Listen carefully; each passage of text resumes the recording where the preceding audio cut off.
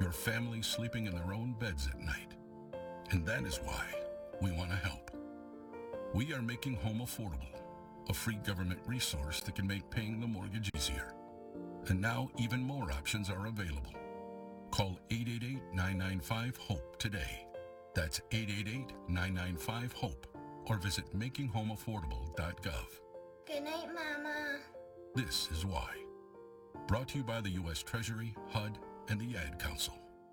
3, 2, 1. You're listening to 910 AM Superstation. You're listening to 910 AM Superstation. The best in the city. The views and opinions expressed on any program are those of the producers and or the persons appearing on the program and do not necessarily reflect the views and opinions of 910 AM Superstation or Adele Media. WFDF Farmington Hills, Detroit. 910 AM Superstation, a division of Adele Media.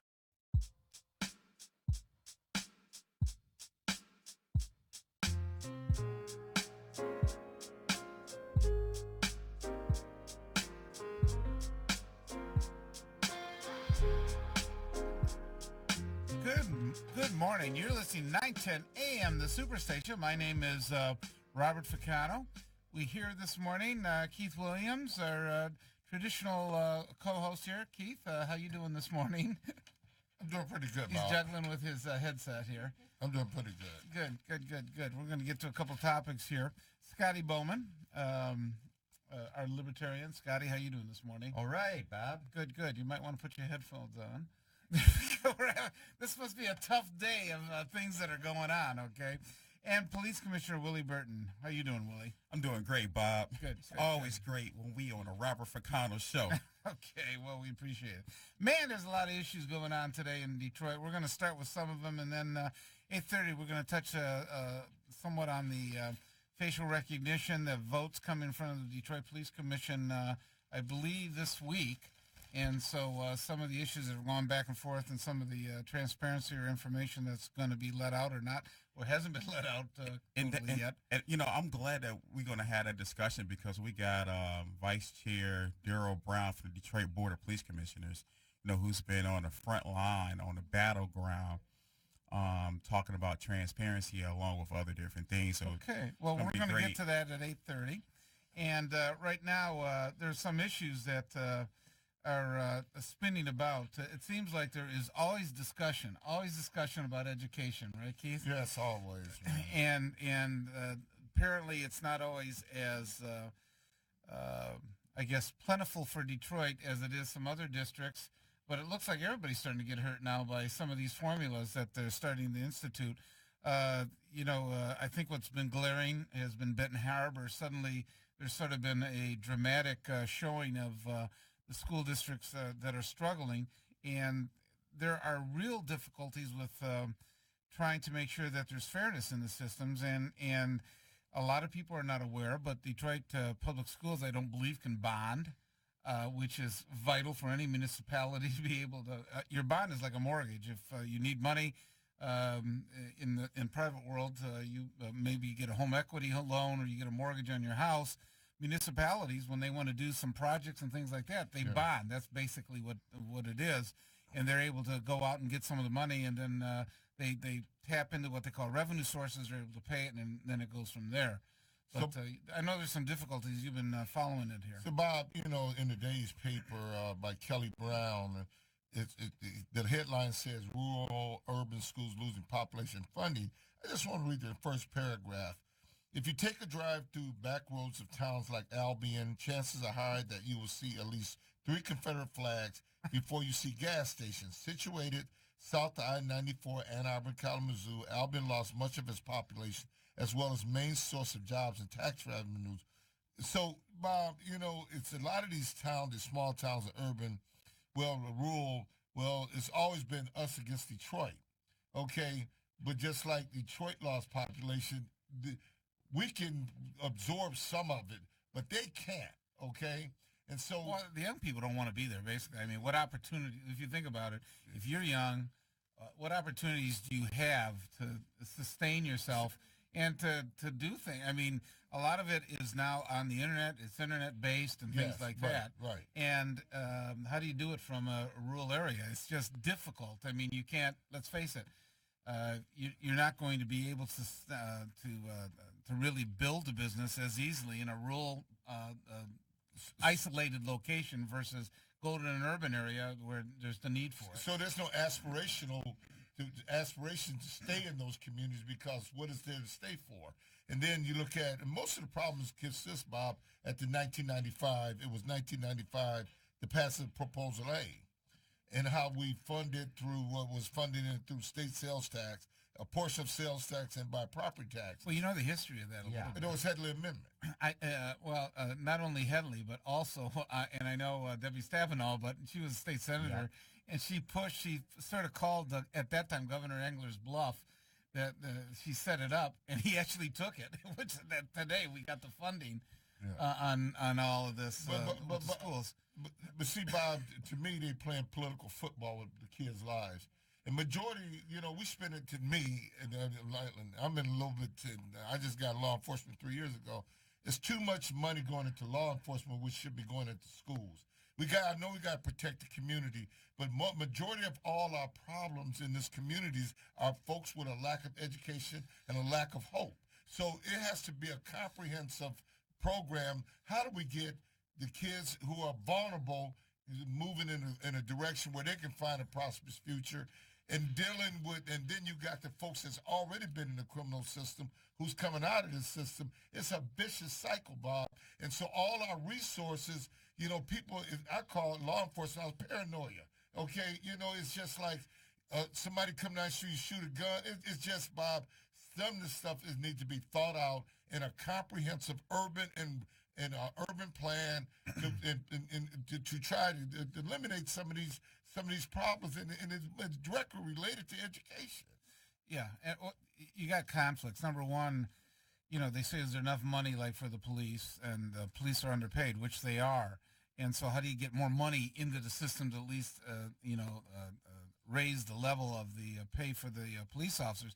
But the other problem you have is that prevention programs, which really do work, and including through the school systems, those aren't sexy enough to be on the 5 o'clock news all the time, right? Right. If the old adage, if it bleeds, it leads. Right. And so you got all the local TV stations. The crime is the big things. People get afraid of that, and like any program, no program's 100%. That it's going to work with 100% of the participants. The minute you get one person in a prevention program that doesn't conform to what the program's supposed to do, perhaps goes back out and commits a crime and things like that, people go crazy. They'll go after the judge. They'll go after everybody and say, why'd you let this person out? Well, there was 99 out of 100 where the program worked for. The one that unfortunately commits the crime gets all the attention, and then they pull back from it. Well, systemically, there's a built-in problem, I think, when you have a statewide organization plan involved in the funding of the schools, whereas the local law enforcement is funded at the city level, and you don't have the local input as to how dollars are spent. And so you don't have that kind of control where people like you may be aware of specific areas where things are working and areas where they're not. It's kind of hard for that to be a one-size-fits-all plan throughout the whole state. But Bob, I'm just, like when I was up at working with LaTanya Garrett, this thing about forfeiture stuff, okay? And I looked at the part she gave me, she said, "Keep, what do you think about it?" I said, all the money's going for tanks and Except Macomb County.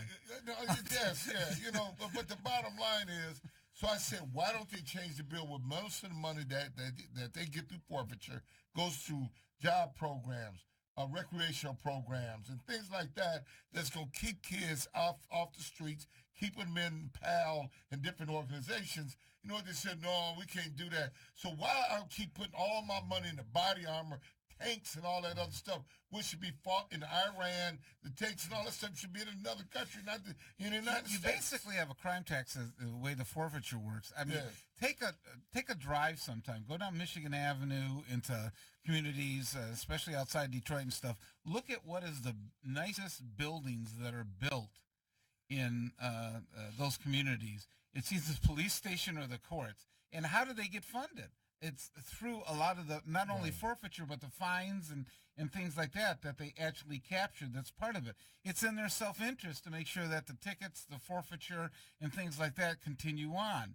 And a lot of times, they've changed the law now in Michigan that you can't, the law enforcement agency actually can't, claim it or forfeit it to themselves until there's actually a conviction. Well, and I was going to say, calling it a crime tax isn't necessarily accurate, because there's a lot of times when people lose their property who haven't done anything wrong, just because it happens to be caught up in the process, and then it's like they have a presumption of innocence or a presumption of guilt reversed. And there were agencies that would just go out and they would capture through the forfeiture, but then they wouldn't.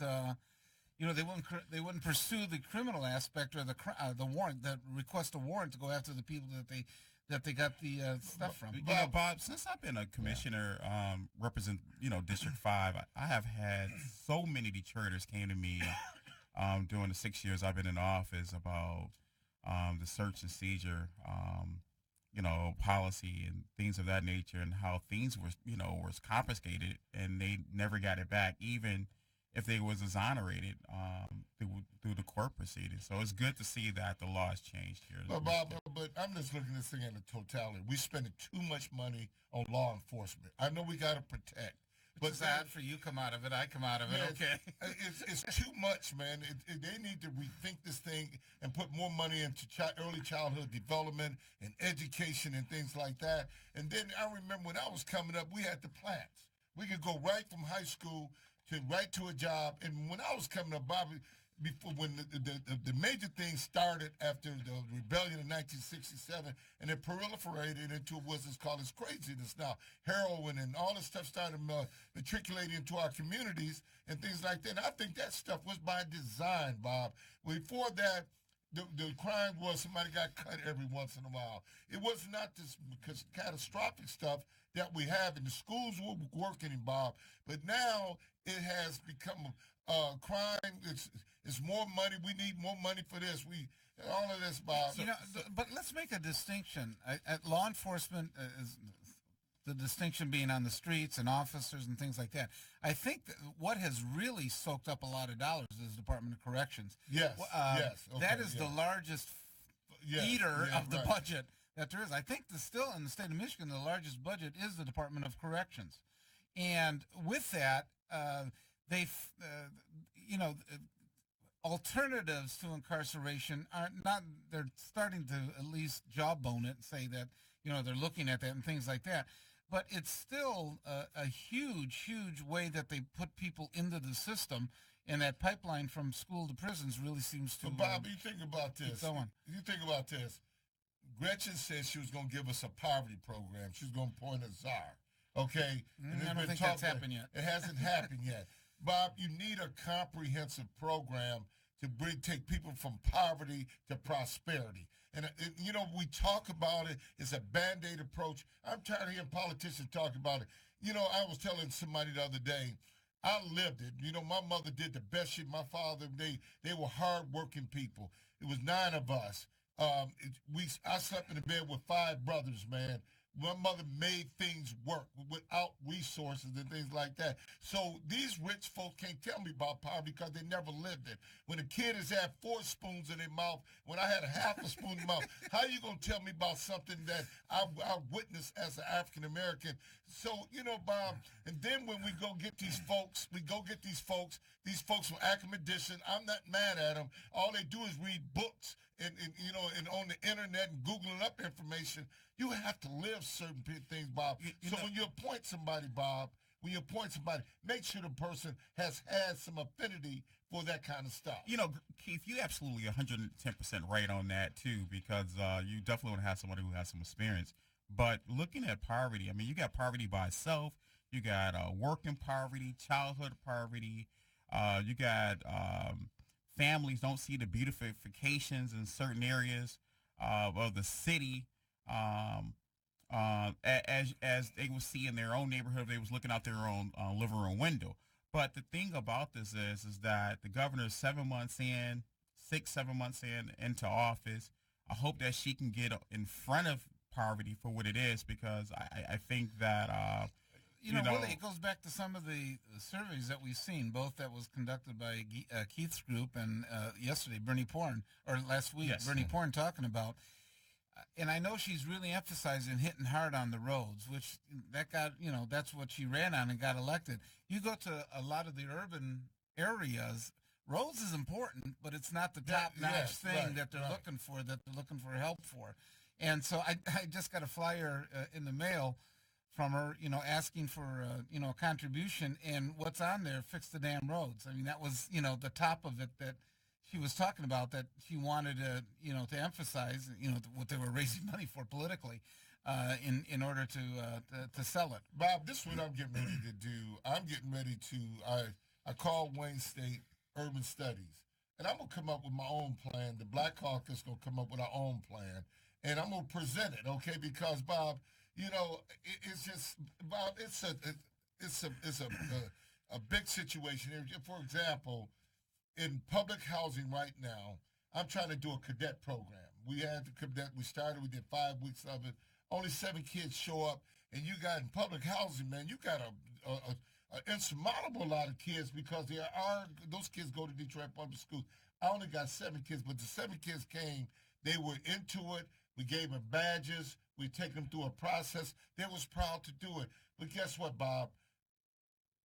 We had an orientation for our summer camp, Camp Courageous. Only one parent showed up, okay? So, Bob, then you get, as a person who's raised in the city of Detroit, went to school, went to college and stuff, I feel kind of bad, man. I feel kind of sad that we got politicians on one hand, they playing their games, and parents are not being responsible on the other hand. And so you got people in the middle that's trying to make this work, and we don't get the resources, Bob, to make it work. And so when you make it work, the people don't want to participate. So this is the vicious cycle, Bob. You bring that up, and it's interesting because there's still, I think, an untrusting feeling within the African American community of police officers. Yeah. You constantly see on TV of people, confrontations, and it looks like, the police officer shooting someone for not having a justified reason. That's constantly playing over. And you just saw it now in the presidential race. Mayor Pete, he had to go back to a city over there for Fort Wayne because he had a white police officer who had a history, apparently, of some type of abuses, and he shot an African-American, and he has all sorts of protests and things like that right when he's trying to go to North Carolina to But this is what he said. Well, you have that case of that caregiver who had his hands up and was shot, and they said he was there. The cop was actually aiming for the patient who had a toy truck that the officer said what he thought was a gun. Okay, well, but the problem is that the African American community does. I see it teaching, criminal justice. They just don't have the fever to want to get into it like I saw maybe 5-6 years ago.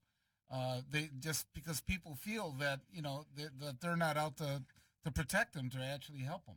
You guys, I don't know if you were around. I remember the Big Four. Okay, the Big Four were dangerous, man. Those guys. I got Coleman Young elected. That's how Coleman Young got elected. Stress, stress and all that stuff. I got it. But historically, if you look at the South and what has happened in Alabama and all that other stuff, black folks should be scared. But the bottom line is this, Bob. We got to now come together as a whole, because you can't. The budgets are running rapid, man. You can't. There's not enough money to solve all these issues. And then what they do, Bob, they close up schools. When you close up a school, what do you think is going to happen? The parents are going to either move out, or they're going to make sure there's obviously. It shuts down the whole community. Kids going to go. Yeah. It shuts down the whole community. It's usually the center of the community. So it's clear that Governor Gretchen Whitmer needs to rethink and revisit what she's doing in Benton Harbor. We're talking about. Looks like she's getting baked into that. She hasn't backed away from it. In fact, a couple of times she sent Gilchrist there, the lieutenant governor there, once or twice. But it looks like she is digging her heels in on it, at least by what you see in the paper. They say we're talking, but then she's saying, but the high school does have to close. But Bob, but this is the bottom line. Now he's talking about closing the school. But this is the bottom line. You got the PGA coming to Detroit. Look at the headlines. Look at the plantation. Hold on, Bob. Look at the plantation right there. Okay. Look at the plantation. Okay. For years, African Americans could not go to the plantation. Coleman Young was the first to the plantation. Now they got other. Yeah, they gave him an honorary membership. Honorary membership. Then the guy from the NBD at the time, Michigan National Bank, I forgot his name. Fisher. No, I forgot his name. African American. Now go down 7 miles. They went into that strip of 7 miles from Woodward to Chrysler. They done painted the buildings, boarded up the buildings, and then they got Palmer Park. They got Rock Finance all around the corner. They're doing the same thing they did for the Super Bowl. Yes, when they started covering up the buildings and stuff. Really? Yes. Okay. And then the whitest church sitting up there has been, it's still going through. It's trying to make it work. They got it covered up. Bob, they put paid for that. Hey, Bob, they put perfume on a pig. Bull tying a pig. Yeah. So they come in there. They go into the plantation. The long walk into the spotlight. That's the headlines. The long walk into the spotlight. Go about a mile down to Holland Park over there. It needs help. Why did they spend the money, Bob? They spending millions over there. And only job. I didn't realize. Are they covering the buildings? Yes, Bob. Go down. I'm telling you, I saw it yesterday. Go down from 7 miles to 6 miles. The fence line down where the golf course was at, it's got Rock Finance all down the street. And the only jobs that African Americans have over at the Detroit golf clubs is cooks or servers. Yeah, they're not the caddies, right? Or bussers. Okay. I'll be one of the caddies for the winners. Okay, we gotta go to. All right. We gotta go to break. All right, we gotta go to break. We gotta go to break. If you want to join us, please call us at 313-778-7600. 313-778-7600. You listen to 910 AM, the Superstation. I gotta get out tonight. Made a decision, despite all the things that we go through. I'm gonna take more time with you and be friends with me. Listen up, America. Are you or a loved one suffering with an addiction to alcohol, opiates, prescription painkillers, or other drugs? There is hope. Medication-assisted treatment is proven most effective for opiate addiction recovery. Utilizing medications such as methadone, Suboxone, and Subutex, combined with inpatient treatment, you can achieve lasting recovery. Most insurance is accepted, so call us now. Please call 800-625-5860. So you've decided to go to college. That's cool. So pop quiz. Which is a better way to earn your degree? Commute to college and fill your gas tank, get stuck in traffic, drive in bad weather, try to find a parking space, walk a half mile to class, or learn online at Independence University. You don't go to college. College goes to you. That's independence. That's Independence University. And all your supplies, including a brand new laptop and tablet, are included with tuition. Independence U for an independent you. Call 1-800-556-7791. Do you owe more than $10,000 to the IRS? If so, you may qualify for the IRS's Fresh Start program. The Fresh Start program is one of the biggest tax breaks the IRS has offered. Call Tax Group Center at 800-685-6150 to see if you qualify for the IRS's Fresh Start program. Their team of tax experts and attorneys will get you the best tax settlement possible. Call 800-685-6150 now to learn if you qualify for the IRS's Fresh Start program. Call Tax Group Center at 800-685-6150. 800-685-6150. Are you drowning in debt? Struggling just to make minimum payments? It's not your fault. Serious debt can happen to anyone, but there is hope. Our debt-free program has helped thousands of good people, just like you, eliminate their credit card debt. Call us today, and we will dramatically reduce your credit card debt down to just a fraction of what you owe. The call is free. The consultation is free. Take control of your credit debt. Take control of your life again. Call now to see how our debt-free program can work for you. Call 800-872-5230. If you or a loved one underwent hernia surgery between 2010 and 2016 and then suffered serious complications, call right now. You may be entitled to financial compensation. Complications associated with FISO-mesh include chronic pain, infection, adhesions, mesh migration, reopening of the hernia, and other serious injuries. Call right now. Call 1-800-799-2091. Again, that's 1-800-799-2091. Attention! In July 2018, Bayer announced that it will be halting its sales of Assure. The Assure birth control may break or migrate after insertion, puncturing the fallopian tube. resulting in corrective surgery to remove the device. Thousands of women have reported debilitating health problems to the FDA. In April 2018, the FDA restricted sales of Assure to protect women and required that patients receive risk information. Please call 800-425-9539. Have you been denied credit or hit with high interest rates? A low credit score happens to many of us, and millions of people are victims of incorrect items on their credit reports and don't even know it. That's why you need credit repair now. Our proven process has resulted in past clients seeing on average 11 negative items removed from their credit report and a 40-point increase after the first 4 months in our program. Call now and request your credit report and credit score for free in minutes. Call 1-800-783-9197. We're the hottest station in town. Whatever you need, it's right here on 910 AM Superstation. The most powerful voices in the urban community. Good morning. You're listening to 910 AM, the Superstation. I'm Robert Ficano, along with Keith Williams, also with the Scotty Boman and Police Commissioner Willie Burton. We're about to be joined in a few minutes by Police Commissioner Brown. We got a couple of callers we're going to get to here real quick. Serena, you're on with the panel. Hello, hi. How are you doing today? Great, Serena. How about you? I'm doing fine. Good. Yes, I was calling in. I live in Belleville, and basically they're building up. We got a brand new high school here. My mom still stay in Detroit. That's right. And what I'm seeing now, and then now we're trying to get a mortgage. We tried everything, to get a mortgage. And my question was to Mr. I'm sorry, Serena, is that you mean a mortgage for your house? Yes, sir. Oh, okay. Yes, and they're building, like I said, I don't know what's going on in Michigan. I was born and raised here. I went to Pershing High School. I go back down there to see my mother. It looked like a war zone. Well, hey, let me say this to you, ma'am. I spent a lot of time in Pershing because they got a good, nice young African-American principal, Matthews. He's going to do a good job, but I'm going to tell you that our schools and the legacy and the history, but we don't want to come back and contribute back and bring it back to where it once was. And it may not never get that way, but Pershing should not have 400 schools at one time had about 5,000 students. It should not have only 2 floors working when at one time had all the floors working.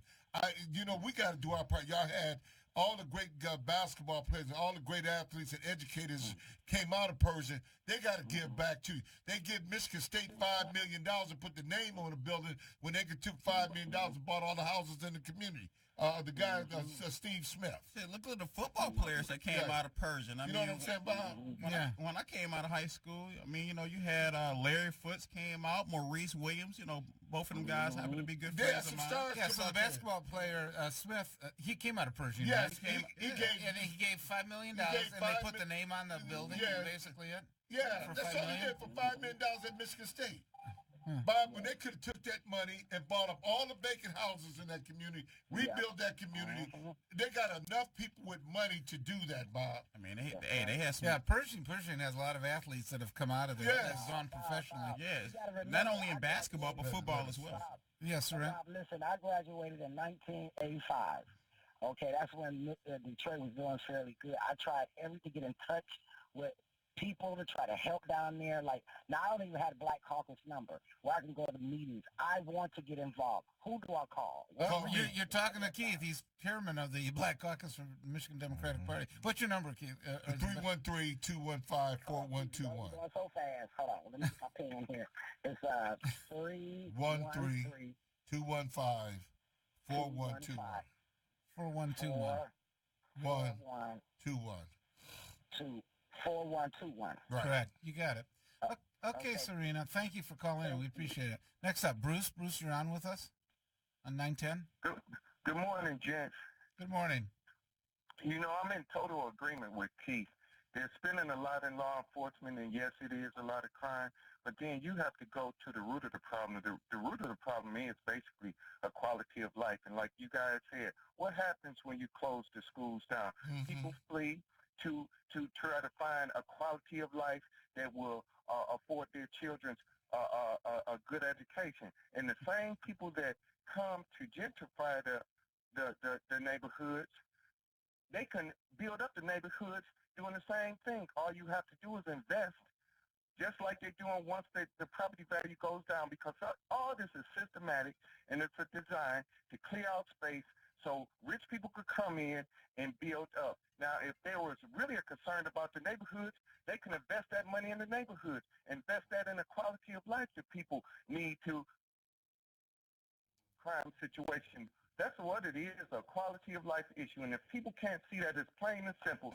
You run people out, and then rich people come in and build up. You know what's sad about this country? They'll give money to rich folks, but they won't give money to poor folks. Hey, brother, It's corporate welfare, basically. Hey, brother, what's indicative? Get your sports section, a long walk into Spotlight at Palmer Keith Park. loves this shot in the free press They here. got a shot at the Detroit Golf Club. Looks like the plantation. They got the American flag in front of it. And it talks to your point.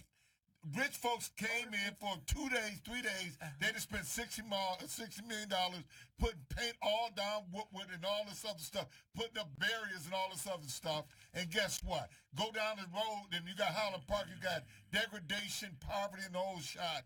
It's like putting paint or perfume on the pig.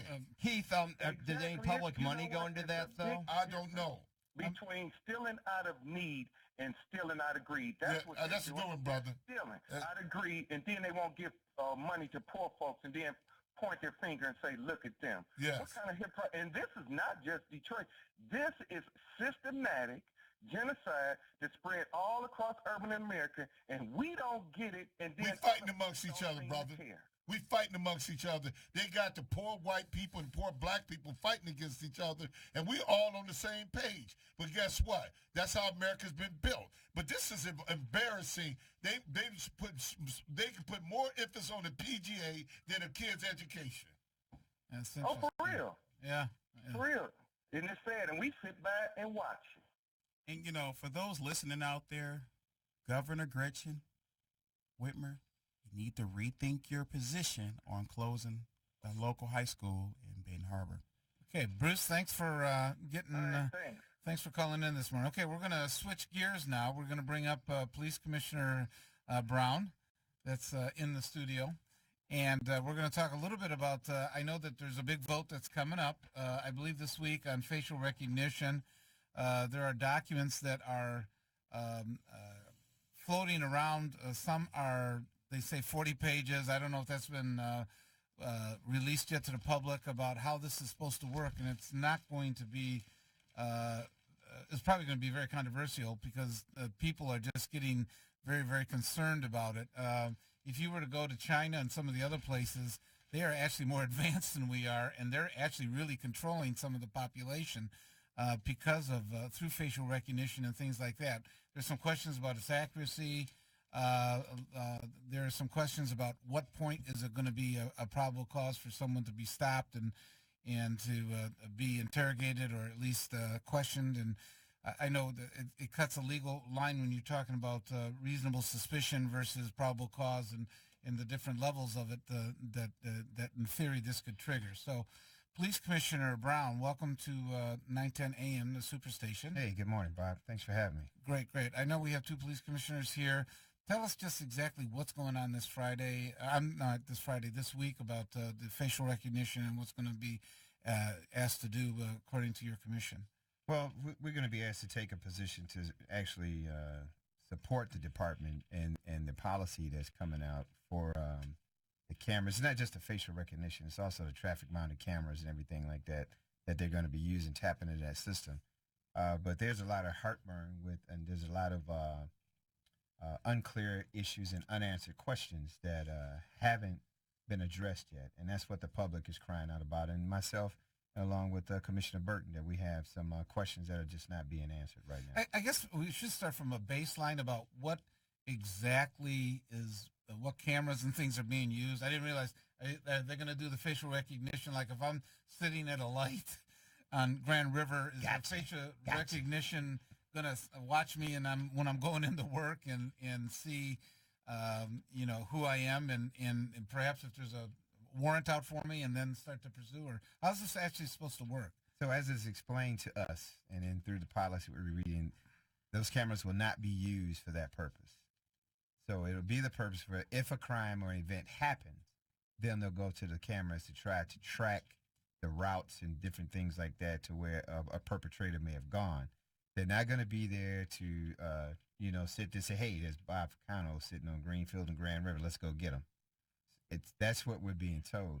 But it's a slippery slope for us to go down because, me as a citizen, I would be willing to give up some of my civil or constitutional rights for it to have a better protected community. But at the same time, the government has been so inconsistent with protecting us and lying and not being truthful with a lot of things that is causing people to have this unrest about these new policies. So who makes the decision? I mean, in theory, there's somebody that has the discretion who says, I am not going to allow people to look at the traffic lights and identify you. At some point,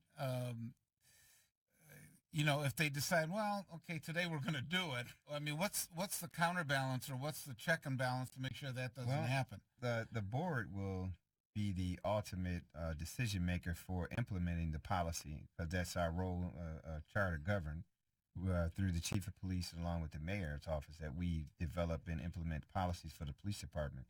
So it would be the board of police commissioners making that decision about implementing this policy. And I can tell you right now, there's not a lot of questions. The questions that we have are not being answered. So I right now, I don't think I would be, well, I can't say that. Right now, the questions are just not being answered. What kind of questions do they have, Commissioner? Well, we're looking at, there's discrepancies where we've been told that, like you said, the use of policy for just screening and just canvassing, looking for people. How will we know that? The policy of the pointing and direction of the cameras. Where will they be pointed? How will they be aimed? How will they be situated? And, like if, let's say my house is right behind a busy street. Is that camera going to be picking up what I'm doing in my backyard or what's going on in my window? How will that be addressed? And then what is the punitive damage or punishment for people that violate the policy that we have? And right now, the policy that we're looking at, that I've seen, that I've read so far, doesn't have the teeth in it to address these issues concrete. I had a quick question. Because when I brought this up at the meeting, where the public meeting in the citizen comments, that there doesn't seem to be anything at all limiting the capabilities so that things couldn't be switched over to be more invasive. I'm looking here. There are two things on facial recognition out of 9 pages, and there's just 2 sentences I have here. Members will not use facial recognition technology unless that technology is in support of active ongoing criminal investigation or Homeland Security investigation. Members may not use facial recognition technology at any person unless they are reasonable suspicion, and such use of facial recognition technology will provide information relevant to an active ongoing criminal or Homeland Security investigation. And that's my Both of them are intent only. There's nothing there limiting capabilities. That's my problem. I have a big problem with the reasonable suspicion issue because it's just so vague and it's just too broad as to whose position that is about, who's determining what the reasonable suspicion is. Another thing that they talked about with the facial recognition software is that there's a big problem with it recognizing African Americans or dark I understand it has people. a difficult time. Even Chief White said that he's been recognized by 7 different times by 7 different people. So I mean, if it can't get it right for him, why would we implement a policy that has these flaws in it? And then we discovered that several communities that had implemented these policies and using this technology have gone away with it. Yeah, I've heard that they stepped into the pool and then they stepped out. I mean, look what happened with San Francisco, for instance. I mean, they just banned facial recognition software. I mean, facial recognition, period, in San Francisco, as far as with law enforcement. I mean, and oddly enough, it was developed in Silicon Valley, which is in San Francisco. But then you got Oakland and Berkeley. It's also on board as far as banning social media. I mean, I'm not social media, but facial recognition. Yeah. Jackie, you're on with the panel. Good morning. I'm enjoying your program. Thank you, Jackie. I have a question to ask, and that is, is this something that's going to be on the ballot, or are we going to have 3 or 4 people deciding what the whole city should be able to do? Jackie, it's in front of the commission, who are your elected representatives, and they're the ones I think ultimately who make the decision. Well, see, I don't think that they should be able to make the decision. This is a decision that should be made by the the masses of people in Detroit. Jackie, This is going to affect them. Jack, I actually agree with you. I actually put a motion out there last week that that I move that this should be like a ballot initiative, allow Detroiters to be able to weigh in, far as having facial recognition software in these intersections and things of that nature throughout the city. But I also put out there that besides taking immediate action on this, as far as voting on this as of next week, we should set this aside for the next community meeting so we can get more community input. Well, even with community input, many people are not aware of the meetings or where the meetings are or don't keep up with the meetings. This needs to be on the ballot. Well, when is it this week? When is it this week? That this should Our go meeting's on three or Thursdays. four people. Thank you for your time. Okay, Jackie. Thank you, When is the meeting? This Thursday? Our What time? meetings, every Thursday at 3 p.m. But the second Thursday of the month, we're in the community, and that starts at 6:30, and it rotates throughout the city. But for the most part, Can I go on the Thursday- webpage? Yes, you can. Okay, and yes, find you it. can. But I got to ask you guys a question. Don't y'all got the votes to block it? We don't know. But I agree with it. I think it should be a ballot initiative. I think the public needs to have more understanding. Questions are just not being answered. I mean, I think it should be a ballot initiative, and I think that the public needs to have more dialogue with it. I respect both commissioners here. I really do. But I think part of what you're representing, it's a republic. It's not Greece where you can vote on every single issue that comes in front. And really, you're supposed to be the filter, in theory, what is good policy and what is bad policy. So if you, I think if this thing is 40 pages, I don't know how you put that on a ballot that they, actually start to make the distinction about what is a good policy for facial recognition and what isn't. That's why they have, the representatives on the police commission to do it. Well, how many police commissioners is 11. There's 11. Seven by districts. But what's interesting about this Hold is on, I'm just trying to figure this out. Y'all got how many like you on the commission? We don't know. You don't know yet? So who's the chair of the commission? Willie Bell right now is the chair, and I'm the vice chair. So, well, and now we're gonna have a new vice chair and a new chair as of July.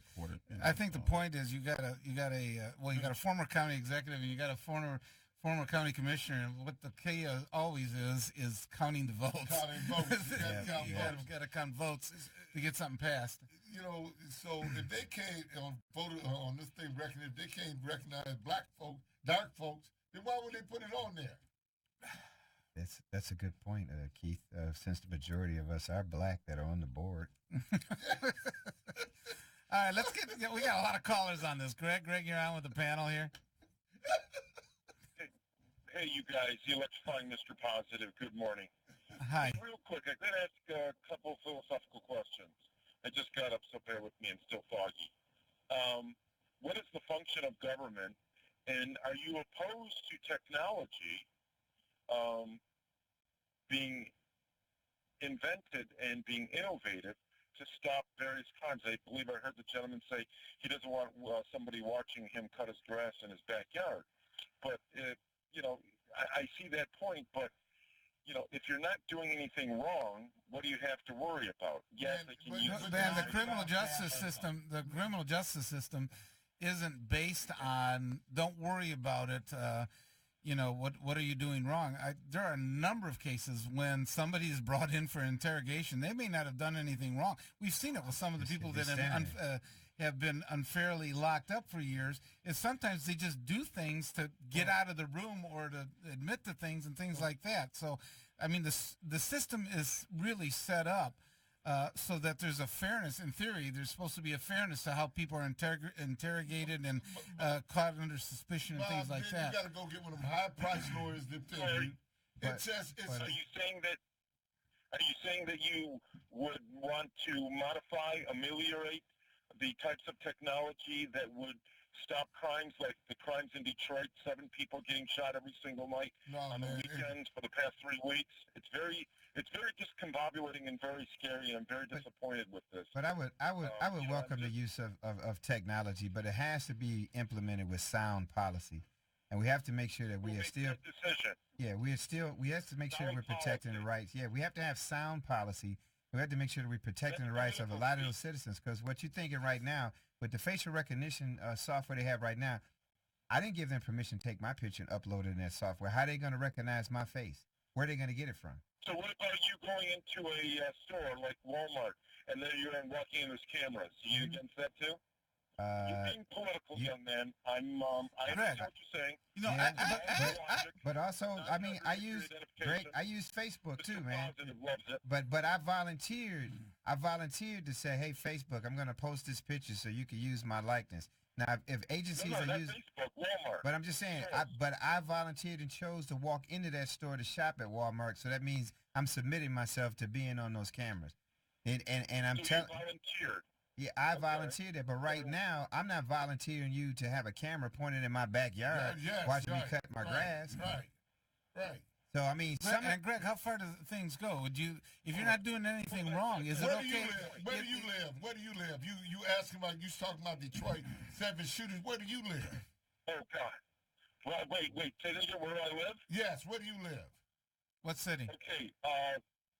Rochester Hills. There might be one shooting a year. Oh, so you're in Oakland County. You're in Oakland County. You know, There's nothing wrong with Oakland County now. But they forget about Pontiac and all African Americans. Man, get out of here, man. I'm afraid of Detroit. Why? I'm scared because of every time I turn around, the violence. It's becoming violence. Greg, do you go to baseball games or football? Do you go watch the Lions, the Red Wings, or the Tigers? No. You live in a world of your own there. Yeah. But there's millions of people that go to Detroit to visit. Just look at this weekend. They bring the PGA. The PGA coming. The PGA coming. That's your type. All up down 7 Mile. They're all up down 7 Mile, man. You live in a world of your own. Hey, I know you got your tickets, don't you? He's the kind of guy got a wall around his house. Greg. I'm on East Long Lake Road, and I'm... Yeah! You live in a good life. Right. Greg. I'm driving there right now. Okay, Greg, one quick question.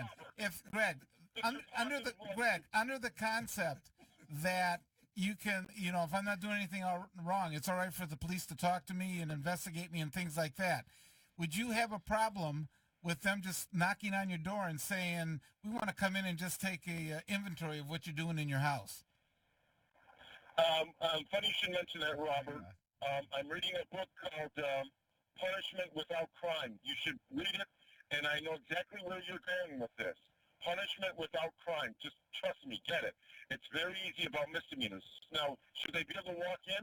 Well, no, of course not. Yeah, right. No, of course but not. It's all right for them to put a camera in my backyard. But they can't come to your house. I think you're taking a rational argument. No, I'm not taking a rational argument. Taking it too far. No, I'm not taking it too far. It's privacy, man. It's privacy. Shouldn't people have some sense of privacy in this country? Of course, young man, of course. Okay. Greg, we appreciate you calling in. We got a number of callers. I appreciate it. Thank you very much. Okay, take care. Thanks, Greg. All right. Terry, you're on with the panel here. Oh, yes. I wanted to say we can end this conversation as far as black neighborhoods are concerned because, or cities, if it doesn't recognize black people, why would we be using it? And then, and this guy's talking about he's afraid of Detroit. What he really means is he's afraid of black people. Yeah, that's what it is. That's right. That's what it is. On top of that, everybody knows if it recognizes white folks, then put it in white cities. Put it in Rochester Hills, since he's so, gung-ho about that. And it's like so many other factors. This man is obviously uneducated about how in the world are you going to compare Rochester Hills to Detroit? What's the unemployment rate in Rochester Hills? Yeah, that's what I said, but they don't recognize Pontiac. And how many school closings do they have in Farmington Hills? Right. Although now it looks like they're going to close in Grosse Pointe. They actually look like they're going to close in Grosse Pointe. Go ahead. I'm sorry, Terry. Not even Farmington Hills, Rochester Hills. How many school closings do you have? You don't, because the political system has traditionally just abused black communities because there's no repercussions. Yeah, and sister, that. think about this. Think about this. They But got this the PG facial recognition thing, and we know. I'm a mother of 2 sons, a grandson. I'm so afraid for my sons. This will give them even more reign, and myself, to just stop you. Oh, we recognize your face. It's probable suspicion. We're already suspect. Hold on, but the problem is. You already got reasonable suspicion. Sister, but the problem is, how many black commissioners on the police commission? 10. 10 black. Hold on. We cannot have that. Sister, they got a black police chief. They got a black police chief, but 10 blacks on the commission. Rochester Hills City Council adopted. I'm trying to figure this out. Let them do it. Hold on, Not sister. our city. No, because I'm not going to give them any more free reign to kill my son than they already have. But sister, the guy said about he's scared to come to Detroit, but the PGA is coming to the plantation on 7 Mile. Okay. They got all these white golfers in there. They got them all protected. They got planes gonna be flying all over. They got drones. Drones in there. Right. Cold beer. Okay, Terry, we got a number of callers. I appreciate you calling in today. Here's a good reason why we don't need facial recognition software. Yeah, I know. If you go to Facebook and you see that Willie, Hey, Sam. Commissioner Willie Burton's picture comes up, it identifies them as Sam Riddle. Now, I know that you guys don't even look like Sam Riddle, don't look alike, but they identify him as Sam Riddle. You got a different haircut. Okay, we got a number of callers here that we want to get to. Bill, you're on with the panel. You're 100% right. They should vote on it, just like they should have voted on the crack when they took over D.R.A.C.O Hall. Any city entities, they shouldn't be up to the elected official to go along with it, like consent agreements. All that should be voted by the peoples. That's the problem. It's like, elected officials in office, hold on, and voted. But the thing is, the vote to do something major throughout the city should be left up to the people. Hey, sir, sir, do this. And not by no commission. Sir, go get to Detroit News today. Free press. Look for the PGA. Hold on. No. This is another. It's an opinion page about politicians disclosing. Lawmakers come clean about financial It's out of conflict. Detroit News editorial section. See, you don't know who's dealing with who. You don't know who's been bought off. They're not disclosing their interests.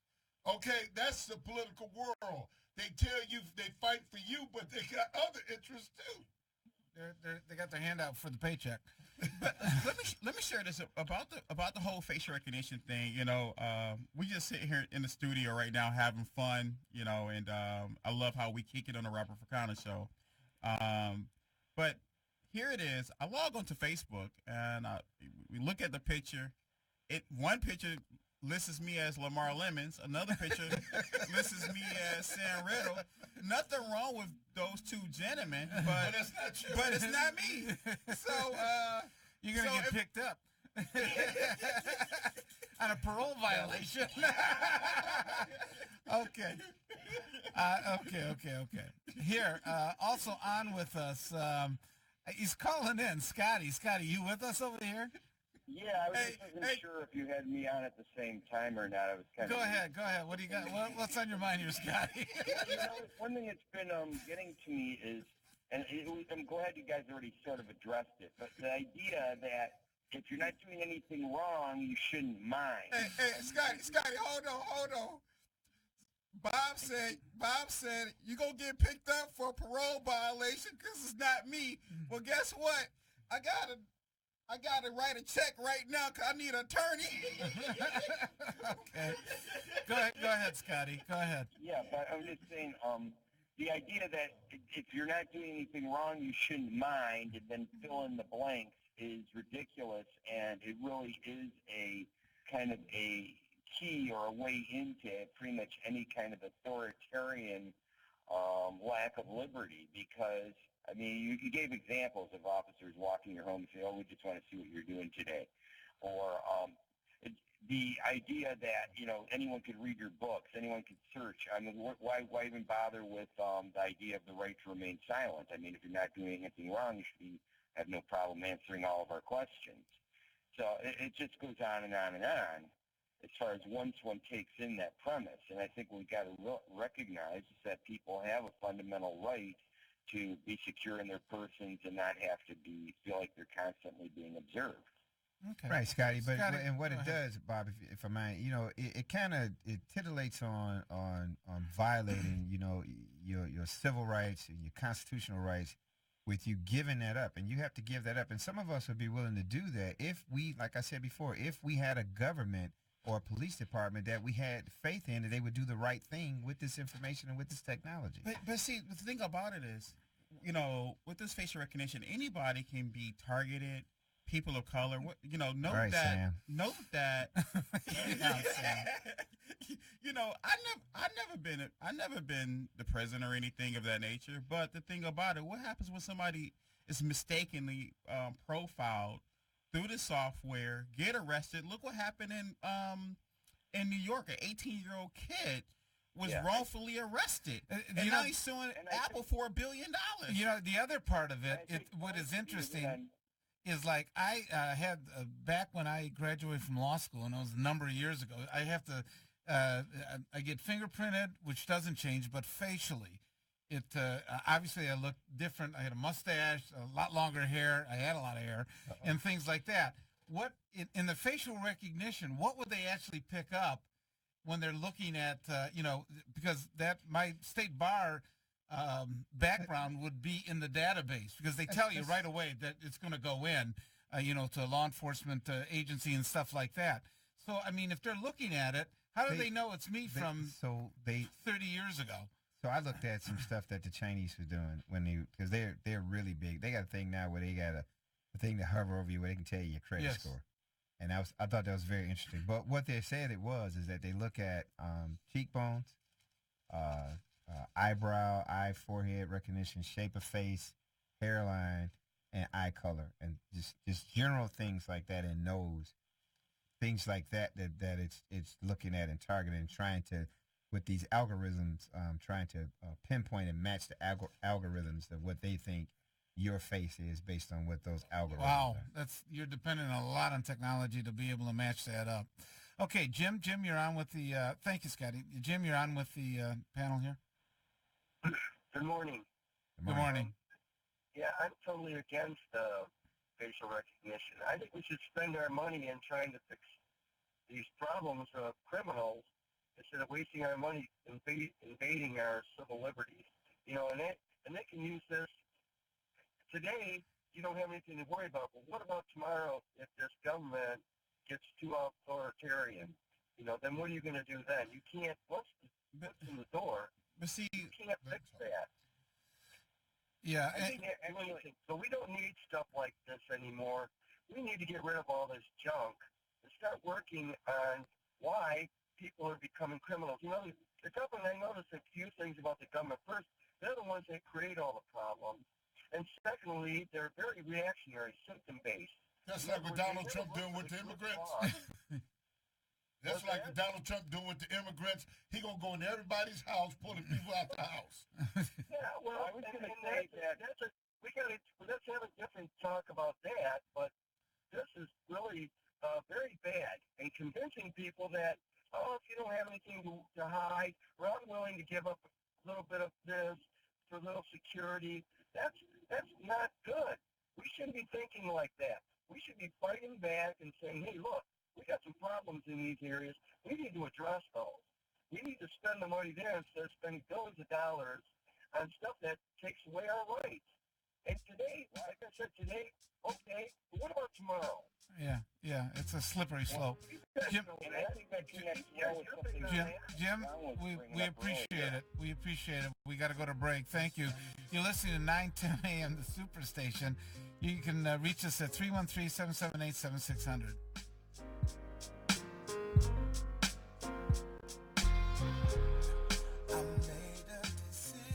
This is Reverend Sharpton, and on the last Keeping It Real with Reverend Al Sharpton.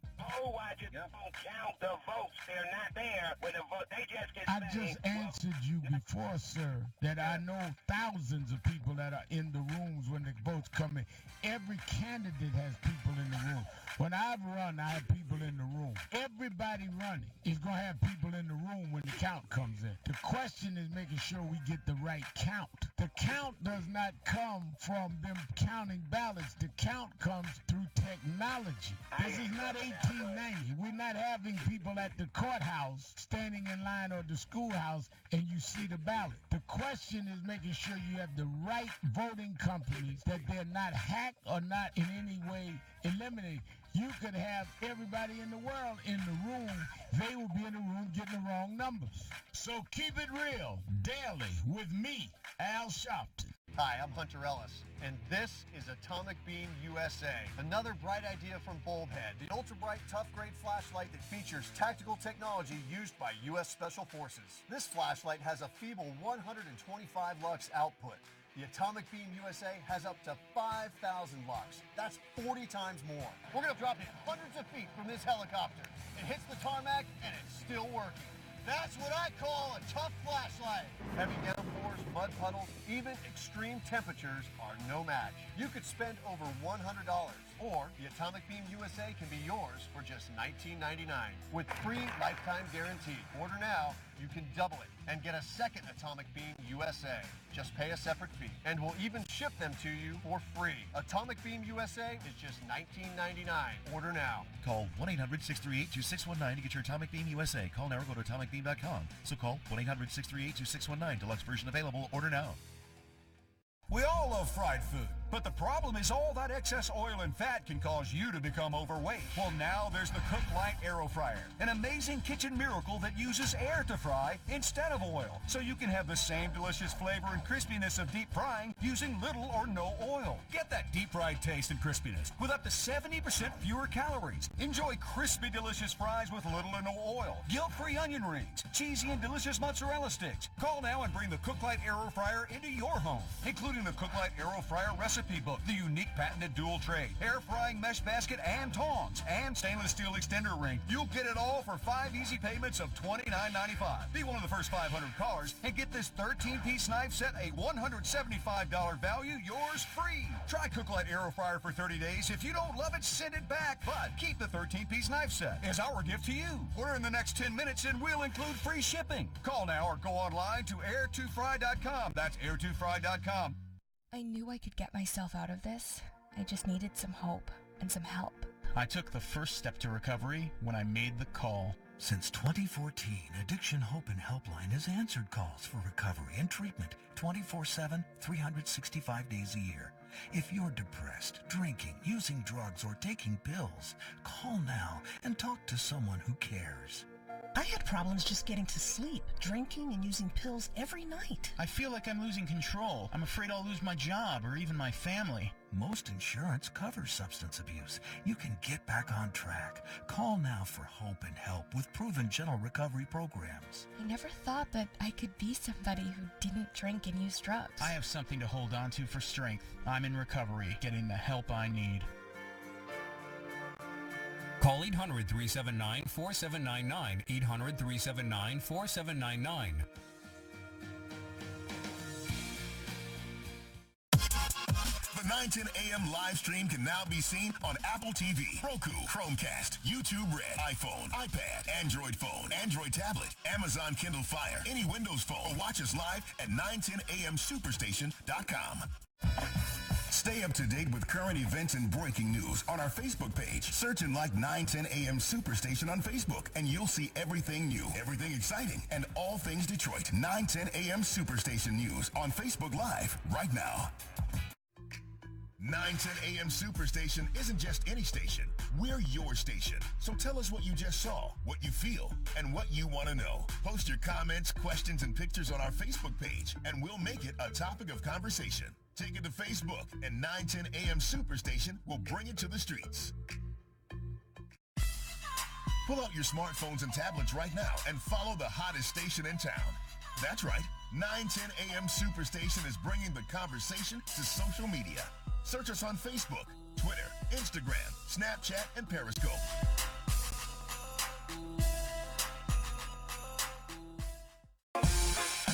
Three, two, one. You're listening to 910 AM Superstation. We're the hottest station in town. Whatever you need, it's right here on 910 AM Superstation. The most powerful voices in the urban community. The most powerful voices in the African American community are all right here on the new 910 AM radio superstation. WFDF Farmington Hills, Detroit, 910 AM Superstation, a division of Adele Media.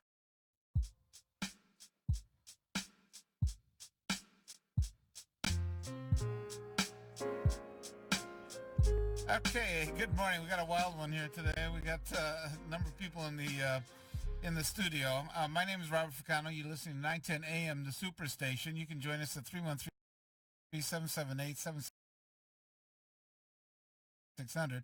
Keith Williams here with us, our traditional co-host. He's fixated on the PGA coming to Detroit. Police Commissioner Willie Burton, Police Commissioner Brown, and Scotty Boman, who calls us in as well as is in the studio. Bob, with this facial recognition, who would say that somebody's not going to be targeted for child support that they don't owe, or somebody gets picked up for a parole violation and they never been to prison? Just stay focused, man. Now, how they gonna facial recognition as they enter into the PGA? Okay. All right, we got a number of callers here. Sharon, I know you've been a long time. We appreciate it. Sharon, you're on. Sharon? Hello, Sharon? Okay. We'll put her back on hold. Aiden. She must have got our tickets for the PGA. Aiden. Thanks for taking my call. Sure. You're on. Yeah, guys need to work on jokes now. Okay, facial recognition, why is it needed when the biggest crooks are already in front of the cameras? Thank you. Okay. All right. Have a good Sunday. Okay, Sunday. You know, one of the things about this is that if one of the questions that I raised at one of the Board of Police Commissioners meetings was that, who in the department has access to the data that's collected on facial recognition, and who outside the department has access. Look what happened with Edward Snowden.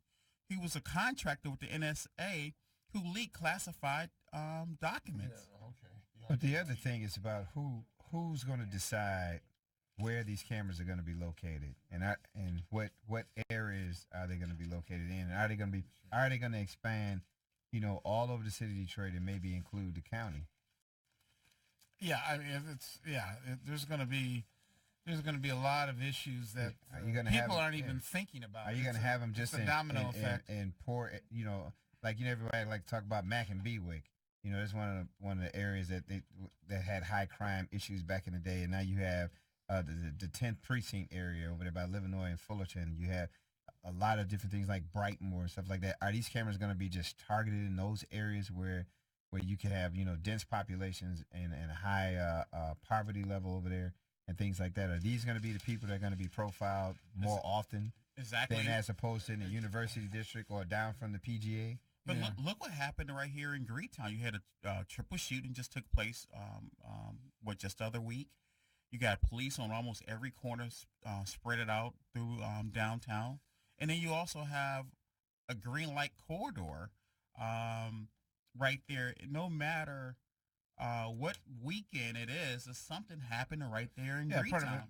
So talk about changing the culture. So there's no data supports whether this facial recognition software is going to deter people from committing crimes. I mean, crimes are still taking place right there, and it's a green light. Okay, let's, Sharon, you're on with us here on the panel. Am I on now? Yes, you are. Good morning. Thank you. Good morning. I want to say, I want to ask about the Soul Day. Is that for just children? No, hold on, ma'am. I want to visit one day. Ma'am, Soul Day is for everybody, okay? The history started in 1967 at Northwestern High School by a guy named Clarence Pee Wee Harris.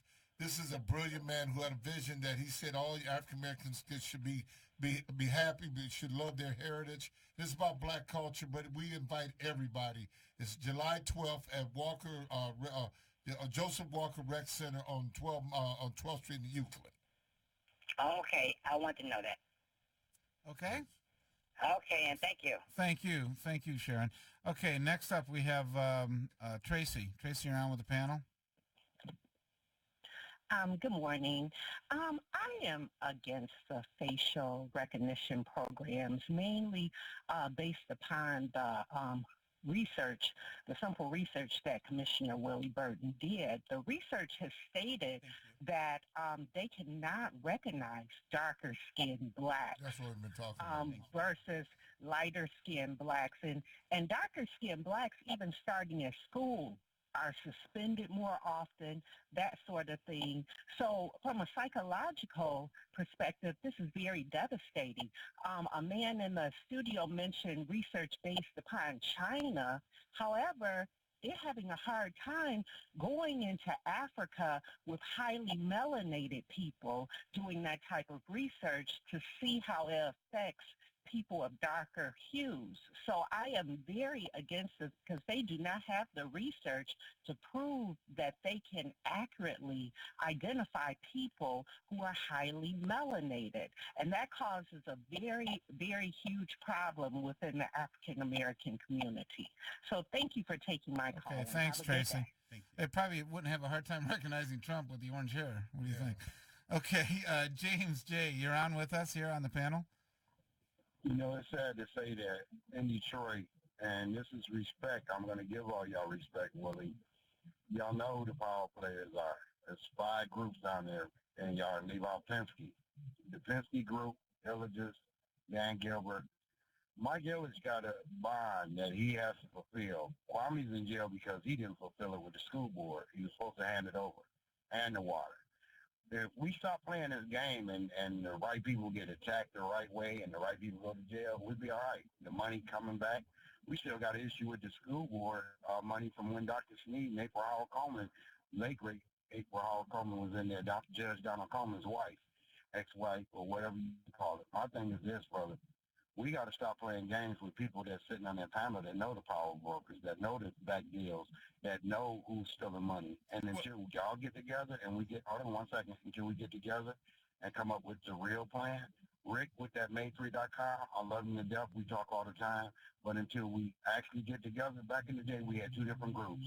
Alma Jones, YBI, you mentioned the neighborhood, Dexter, you name it, Eastside, Beaver, and Mac. From the time the Joneses to reign Detroit, we tore the city up in the 80s. We sorry about it. You named everything that I could sit down and give it to you. It's on YouTube about Detroit. The sad part is this is the mob country. So, sir, the way y'all gonna stop it? Yes, go ahead. I'm listening. So, sir, give me a second because I'm educated about this city. So, sir, you know, we're talking about facial recognition. Should the city be allowed to use the software? Or not, but the issue. But another problem, you know. They doing it downtown right now. Gilbert is the land. Gilbert has already got the best. We want to stay in subject too. I know you're saying Gilbert has in his companies has cameras. He has cameras. And he's already doing it. He's already doing it downtown. I don't know if he's actually doing facial recognition when they're turning people in. They got cameras that record what occurs around all the properties. Well, let's just say this too, that a lot of the crime that's happened downtown, we still have to give kudos to the police department because of the technology. The technology that's down there now, sir, it has helped them. But that technology has helped them apprehend people in those shootings that has happened downtown and all over the city. Here's my problem. I'm in Oakland County. How is it that I can go to any of my gas stations in Oakland County and don't see what's happening in the gas stations at Detroit? That's one. Two, that's a police issue. Okay. And it's allowed to, you come on now, y'all know that. You're not going to see this in front of any store or any gas station in Oakland County. So it's allowed in Detroit because the police are lackadaisical, they're getting paid, and if y'all tell the truth, but James, it's like anything else. It's a representative government. If the government says they're going to allow it in a particular jurisdiction, it's the people that have voted those people in that said go ahead and do this. And if they don't do it in another jurisdiction, then they don't. County, and I still don't. I didn't vote for any crap like that. And who is these people that's doing the voting?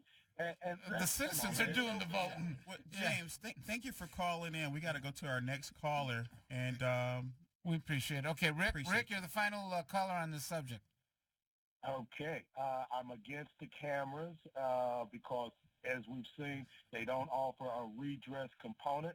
Corrective policies don't seem to emerge once they're installed. It seems to have to be a super large majority effort to get them removed or to get anything done once they're put into place. If they come into place by virtue of this small group of people, I think they need to write in their liability for any damages that are caused by the mishap and malfunctioning of this. And if this kind of facial recognition process is so good and we're going to use algorithms to deal with it, then maybe we should pick budgets by algorithm, politicians, and the next thing is the software provider.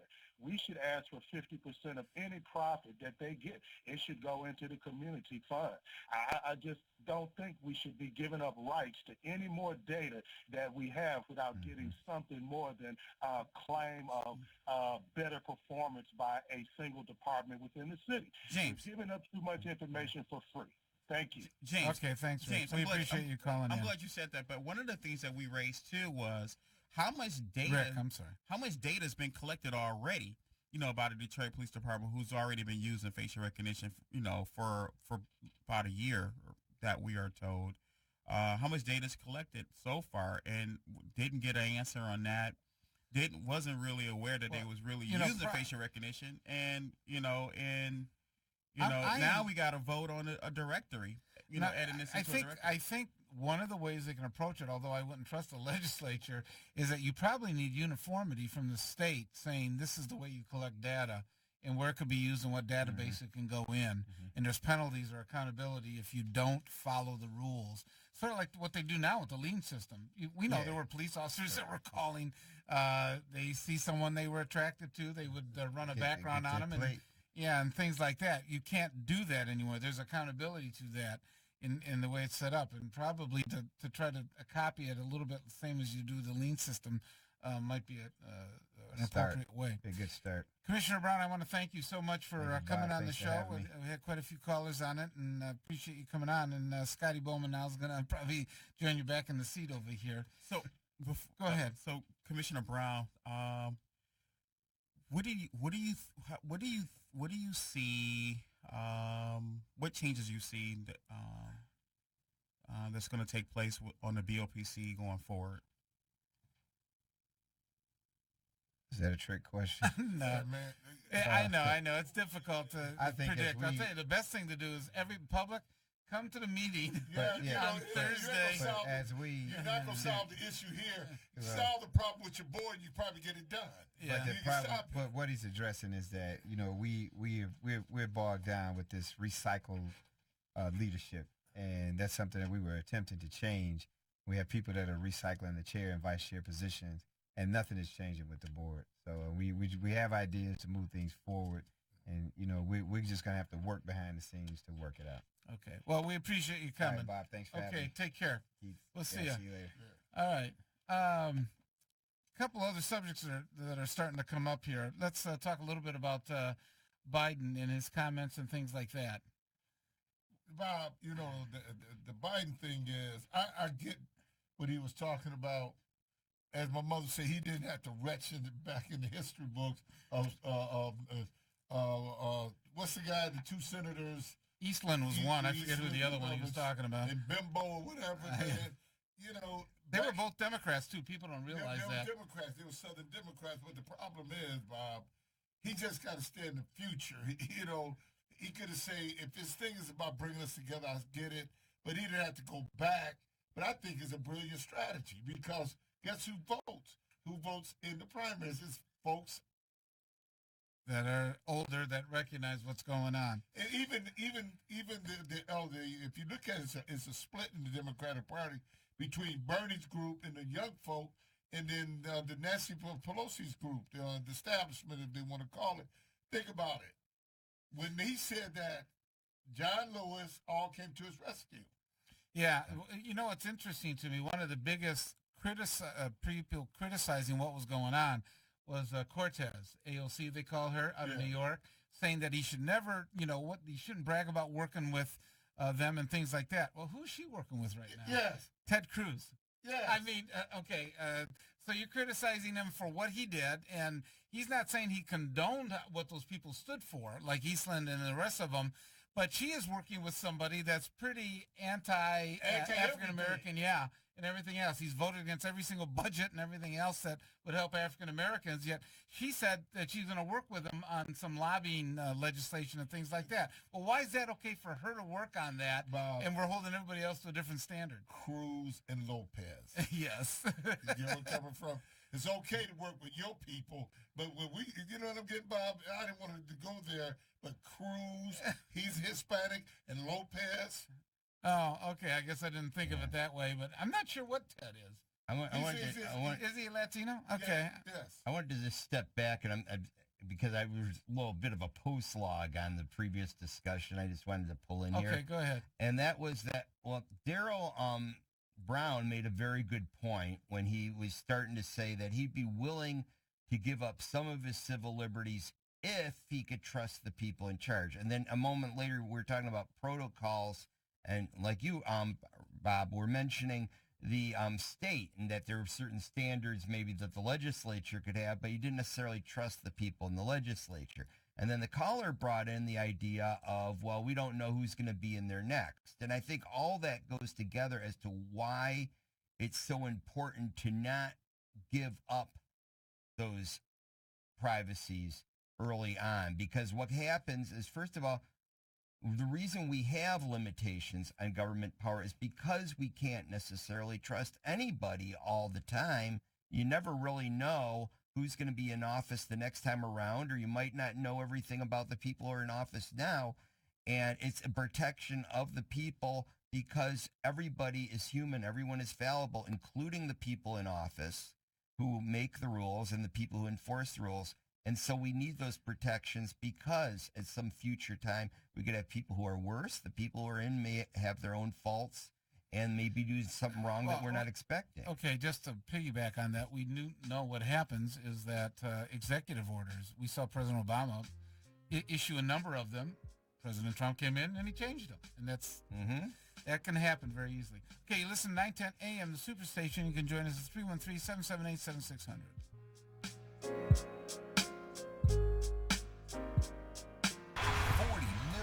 That's the number of free phones still available and the number of how many Americans can still get prescriptions free. Free could be wonderful. That's why I'm still working at 77 years old to pay off my prescriptions. I needed to have a prescription filled and I had to leave because I couldn't afford it. Call now and see what's available for you. Free prescriptions. Over 10 million people get prescriptions free, and the program has expanded, so another 40 million can. Free dental. Over 15,000 dentists have provided over $330 million in free dental work. Free cell phones. 40 million free cell phones are still available with free minutes and more.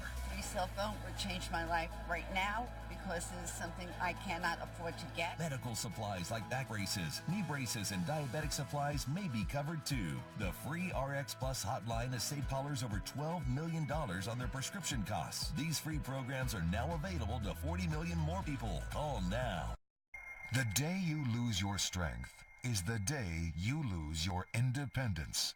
Muscle is lost with age, affecting your energy, balance, and mobility. Before you know it, you're depending on others just to get through the day. But you can reverse and prevent muscle loss.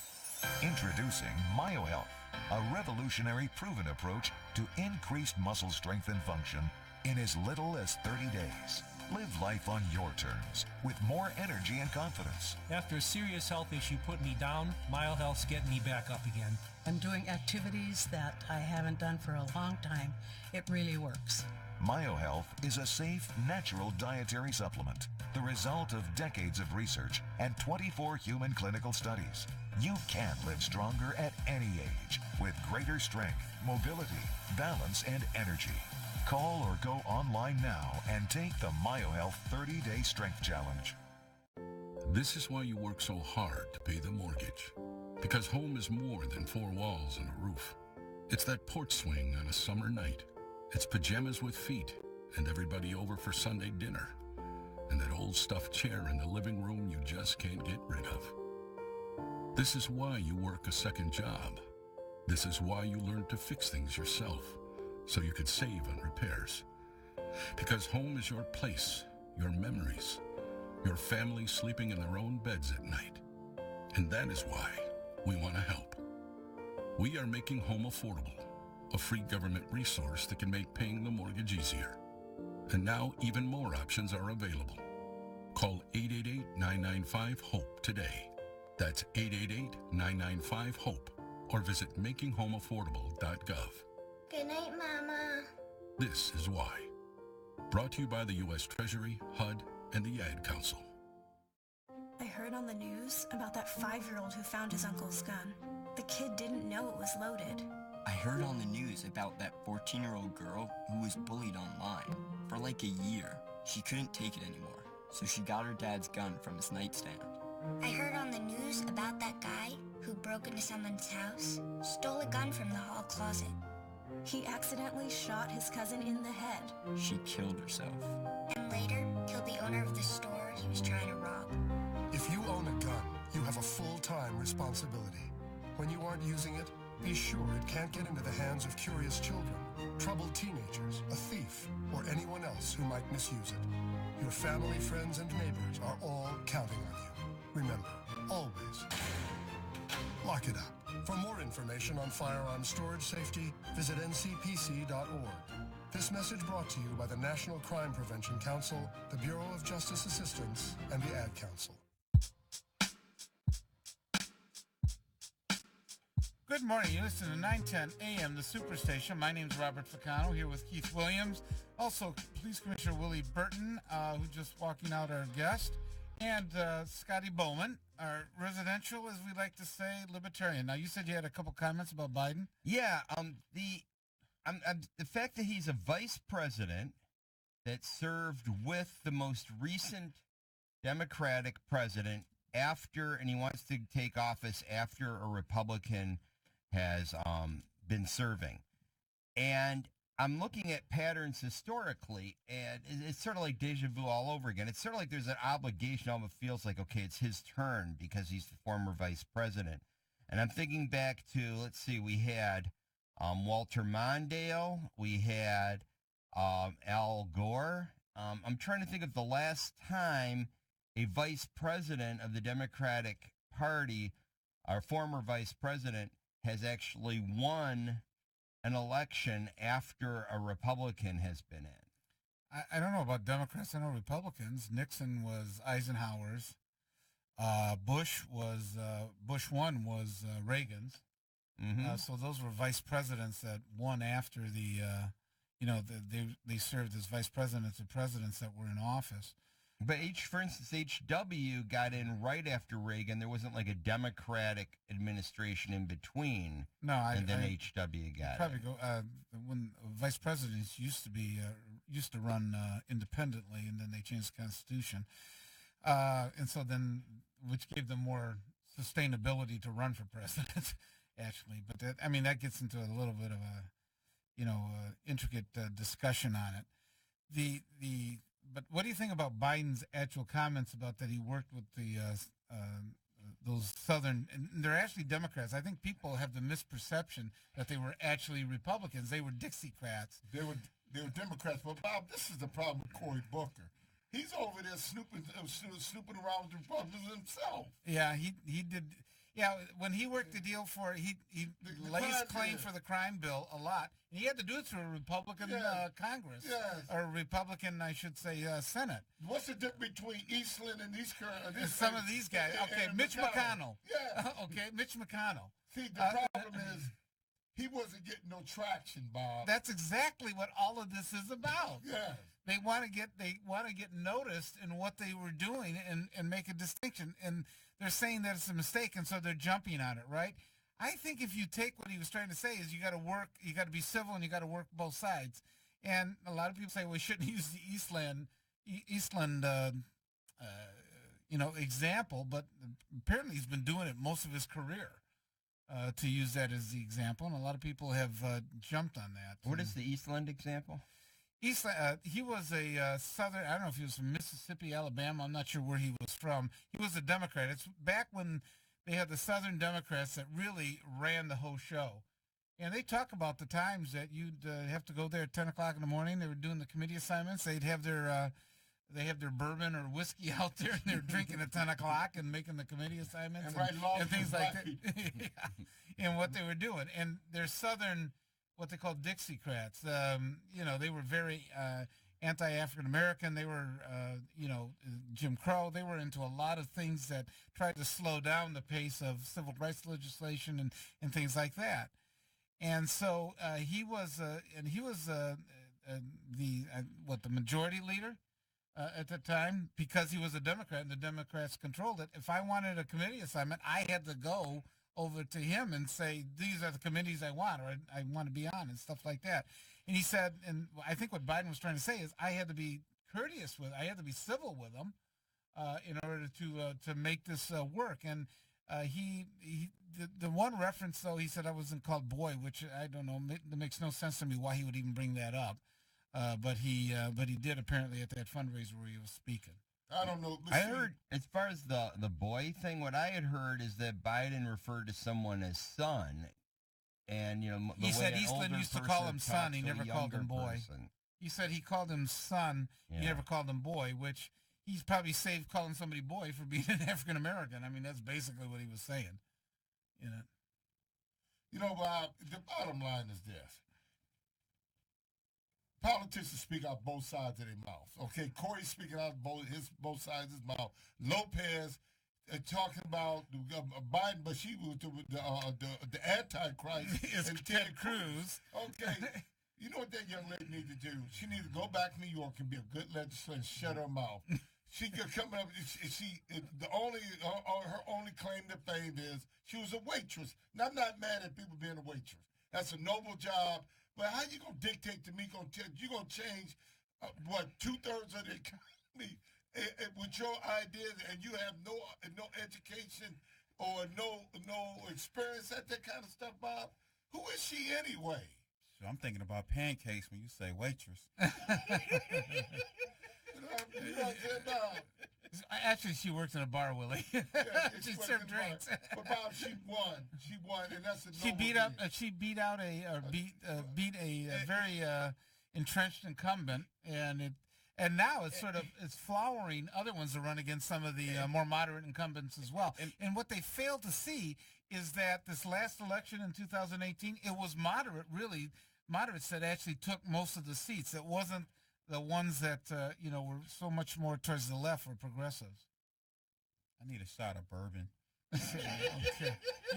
Then you got to go see Mitch McConnell, because that's what his state is exporting, with the whole thing. That's part of it. Anyway, it leads to, though, some of the stuff about politically. It's been a charged week. The debates are going to be next week. You're going to be down in Miami. I think they're all jockeying for a position. They want to be noticed. Elizabeth Warren is gaining or has surpassed Bernie Sanders already, and I think that he's starting to strike out more. I think Keith is exactly right. Cory Booker couldn't get any traction, so he went after him. I think Harris is doing somewhat of the same thing, going after Biden as well. And you know what? Me having been in politics, once you're the leader, everybody takes a shot at you. Because No, that's the only way they're going to get you down. And one thing I noticed when I was looking at these pictures from the Democratic debates is it reminds me of looking through yearbooks and seeing like the class photo, where you got everybody in the same class kind of tucked together onto one page. It kind of looks like that. I'm trying to figure. I'm wondering how many of these candidates' names I haven't even heard, because it seems like on like MSNBC they'll fixate on one or two candidates, and you don't hear about the other ones too much. Well, one thing I could say is that it's still early, and we still got plenty of time ahead of us. But one thing I can say about Bernie's the only one that has. Man, he need to go too, man. He's the only one that. Bernie's the only one that has a movement, and he has loyal supporters that's going to be out there. Guess what? I just found out millennials don't use deodorant. Do I want to be around guys that don't want to use deodorant? That was on Facebook, Bob.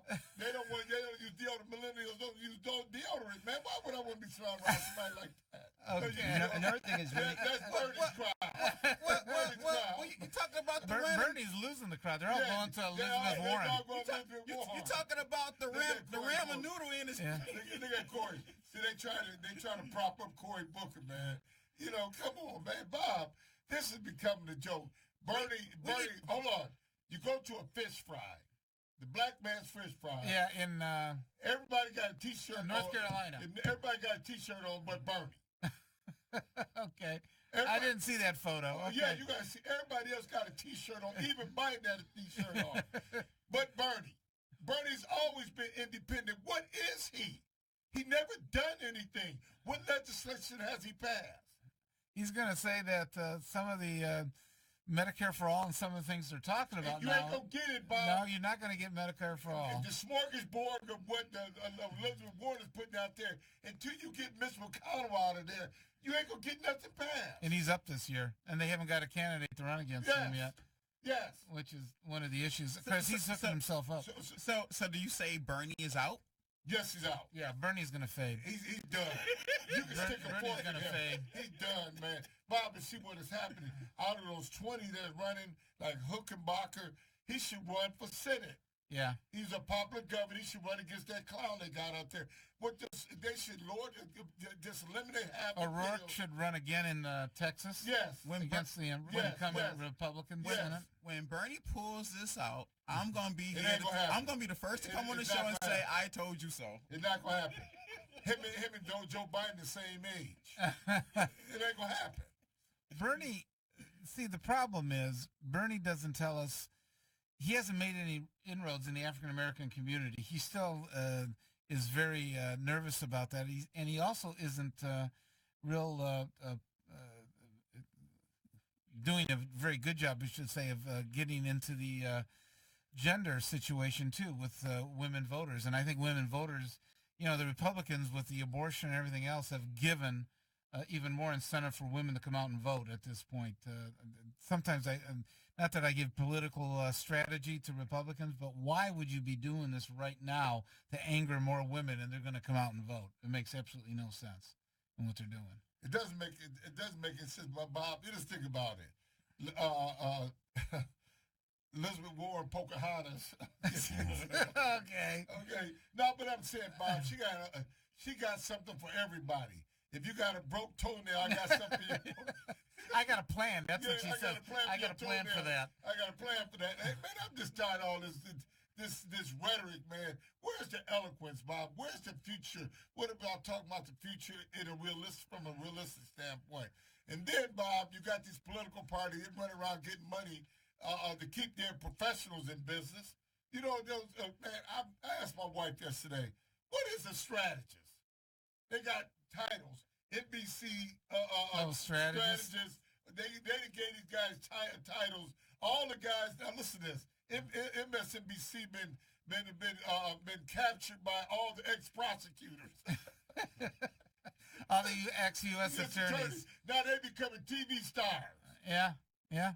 Well, it seems to me a lot of times they're kingmakers, because the way a lot of this works is the strategists will sit and talk on all these shows about particular candidates, and then the candidates that get more time in debates typically get their spots based upon polling data, And the polling data is simply reflecting a lot of times the names that people recognize that's because the they've problem. been hearing it in the media. Although there seems to be an affinity for Biden that's actually there through the African American community and some other things, that the roots are very, very deep. It looks like he's going to do well in North Carolina. I don't know how he's going to do in Iowa and everything else. But Bob, think about it. Did Beto do this? Beto, the Beto is the Trissel deal. Everybody spoke for the podium. He would gather his crew, got in the middle, and started doing them arm movements and stuff like that. and he forgot, Bob, that there's a process, man. So I don't know. I don't understand it, Bob. Maybe we'll find a candidate out the bunch. But Biden got to stay away from years gone by. He needs to stay away. He wants to look to the future, quite frankly. Yeah. And I don't know he's going to be able to do it. That's hard for him to actually do, I think. So, okay. Willie, why do you think Bernie's going to win? I just think he's the only one that has a movement right now and strong support on the ground. I think to win a campaign, you definitely got to have a strong ground game as well as great content that people can buy into. And I think with Bernie's messages, not only is it resonating with millennials, I was shocked myself when I saw as many people that came out and voted in 2016. So we were down. Why is he dropping there? We were down 30 points, and we turned the 30-point deficit that into a was last victory. time. Y'all brought us Donald Trump. We don't need to listen to y'all anymore. Y'all gave us Donald Trump. So why is he losing, man? No, we gave you Bernie. And Bernie won. He won Michigan. And Bernie's not a ball team player. Guess what he did? If you're going to blame a Democratic candidate for giving you Donald Trump, that would be Hillary Clinton, who lost to him. No, Bernie was not a team player. He wanted this. He wanted a private jet. He wanted all this money. Remember that, Bob? And now he's talking about income. He's talking about income inequality, but he done signed a $10 million book deal. Give me some of your income. Hey, I want a private jet too, but I mean it's on my wish list. he's like one of them Southern Baptist preachers, man. Okay, Scotty.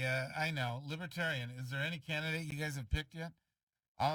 No, because nor has the Republican Party technically, nor has the Democratic Party clearly at all.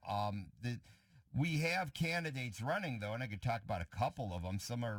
It's kind of a colorful lot. We have, for instance, Adam Kokesh, who's running on the platform of dissolving the federal government. We have Vermin I don't Supreme. think the African American community is going to go for that. Who's Vermin Supreme is very high entertainment value. He's sort of a satirist, and right now he's satirizing running for president, which is one of his favorite things to do.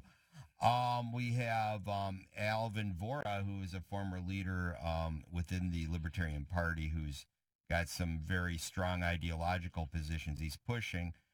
There's a lot of chatter about Justin Amash, and of course Justin Amash, he's got his own problems now. If he's going to run for Congress, there's like 2 or 3. Yeah, the Republican Party might kick him out. It may not be a matter of him having a choice anymore. And I'm constantly, I get on these mailing lists, and I'm constantly getting all these emails from this or that group saying squash Amash, and they're all going after him. It's like all the Republicans are eating their own. And the Democrats are going to do a pretty good job too. Give him a chance here in Miami. Looks like. And it just looks to me like the guy who really, as a libertarian, I'd have to say was probably the one remaining decent Republican in the House of Representatives, in the tradition of Ron Paul, who I had admired. This guy has been totally ostracized by. It doesn't seem like there is there used to be like the Liberty Caucus, Republican Liberty Caucus, Campaign for Liberty in the Republican Party. I don't see them as really existing anymore. It seems like all we hear from are the Trumpsters. They're taking everything over. Well, Trump's just taking over the party. That's been the basic problem. You don't see them standing up to him in what he's doing. One of the things that got a lot of attention this week are reparations. And whether they're going to look at that. Any opinion on that from any of you? Well, it's been a heated discussion with me about reparations, and I said, you know, it's a diversion right now. What I said to them is, you know, the big issues, let's get rid of Donald Trump and Mitch McConnell, then we can work on issues like that. Stay focused. Because you know it's not going to go through the Senate. It's not going nowhere. So what it is just... It makes you feel good. And so what they want, and you know how the Republican Party had done it in the past. They get a whole bunch of black people. Look, they're trying to take something from you. Okay? And that's how they're going to play it. They come in now, they want your money, they want their money, but guess what? There were some wrongs with part of Bob. You can never repay for what they did to black people. You can't. But guess what? We can make this. We can just try to even the playing field. But Bob, come on, let's get rid of Donald Trump and Mitch McConnell. Yeah, and one of the key. Go ahead, Scotty. I say is my thought on reparations is anybody who's been wronged deserves to have that wrong righted at the expense of the person or doing the wrong. In the case of reparations, we're really talking about inherited wealth and inherited loss of wealth. So would you go back down south and whoever owned a cotton plantation, do you take it from I would them? say if a person's wealth is attributable to money made off slaves, that the slaves that were on that plantation should be able to get the money. Okay, but here's what I think would be more sustaining for the future is that I realize, okay, so you get a check, that's nice, everybody would want a check and things like that. I want the opportunity to continue to have a lot of wealth and to set up that environment where I can get wealth. To me, that's going to be more valuable than just getting a check. I'm hoping that I'd be able to have an environment that if I want to be successful, that I actually got a shot to do it and to create wealth for the future and what I want to do. Like Keith, for example, he wants to be successful in running his sports programs and do things like that. What's the environment that's going to allow him to do that and for him to be able to do it? And there might be special situations that you set up for African Americans so that they can have that opportunity for greater wealth and be able to participate in and do it. But if to just simply give them a check and then they, once the check is spent, then what do you do? Well, I'm 100% on board with you there that we do need to have an opportunity where people can become more wealthy and sustain their wealth. And I think that would benefit everybody. It wouldn't necessarily be reparations. That would just be uplifting Well, you might humanity. have you might be able to do that like with special loans and things like that are simply to descendants of slaves and things like that you can actually give to them so that, for lack of a better word, you're equaling the playing field at this point for them to do it. College, to go to college is so expensive. I remember my freshman year of college, this was 98. Tuition was $17,000, and I went to school out of state. So I went to Urbana, and then I left Urbana to go to Central State down in Wilberforce, Ohio. And looking at what I'm paying right now in student loan debt, and I'm thinking about going back to school to further my education, it's expensive, man. Just thinking about this. But I do want to just thank former Congressman John Conyers for bringing this whole thing about pushing reparations for the past 50 years. Yeah, but I want to see it beyond a check. I really would. I mean, for it to actually be real opportunity. For not only you, but to make sure that your kids and everybody else are going to have opportunity in order to be successful. And things like that. And a check's nice. Everybody wants a check. That'd be great. What's your opinion, Keith? What? On reparations. Reparation, and thank you for bringing it up too, though. Yeah, but what I think is, Bob, I just think reparations, they need to contribute to the success of African Americans, getting us to the next phase of life, like economic development programs, reinvesting in the historically black colleges, and things like that, and education, and helping people get into proper housing, and then setting up some trust funds for generation where their money just not used for the short term, but can be used for the long term. Yeah, well, it's the old adage, like out of the Bible. You can either learn to fish or you get a fish, right? I mean, you want to be able to learn how to fish so you can continue to feed yourself the whole time. I believe in just dropping the net. Okay, well, we have some callers on this. Andre, you're on with the panel? Oh, no, it's Ray Collins. You must have made a mistake on my name. Yeah, it's Ray Collins. On the situation of reparations, and we get the reparations, which is okay, which is probably just due. But how do we move towards solving the equity, the race problem, and the inclusion problem, including African Americans at every level of this government, whether state, local, city, inclusion in being part of the decision making, being part of the planning and process. How do we get to that point to be at the table? Even though we get the reparation, then who's going to manage that whole system nationally? The government? I mean, even though the reparations is a question, but how do we get to the point of being inclusive at the table at every level of government? That's the problem. We can continue to deal with the issue of race, but no one's moving the ball towards solving the race issue. How do we get to that point? How do we get that conversation? I think, first of all, you start to solve it by making sure that people have opportunities, regardless of what level it is, in terms of for their future. That means that there might have to be special funds and stuff initially set up, so that if I'm an African American entrepreneur, that I get a special draw versus a regular SBA loan or something like that. That's going to permit me to follow my dreams and what I want to do, and help hopefully help to try to correct for some of the wrongs of the past. And Bob, I agree with that. But Bob, we have these measures in place, but where's the oversight? Where's the SBA oversight? Where's the inclusive oversight in terms of where's the money going to these schools? I talked to my mother the other day. She's from the South. She had 8 brothers and sisters.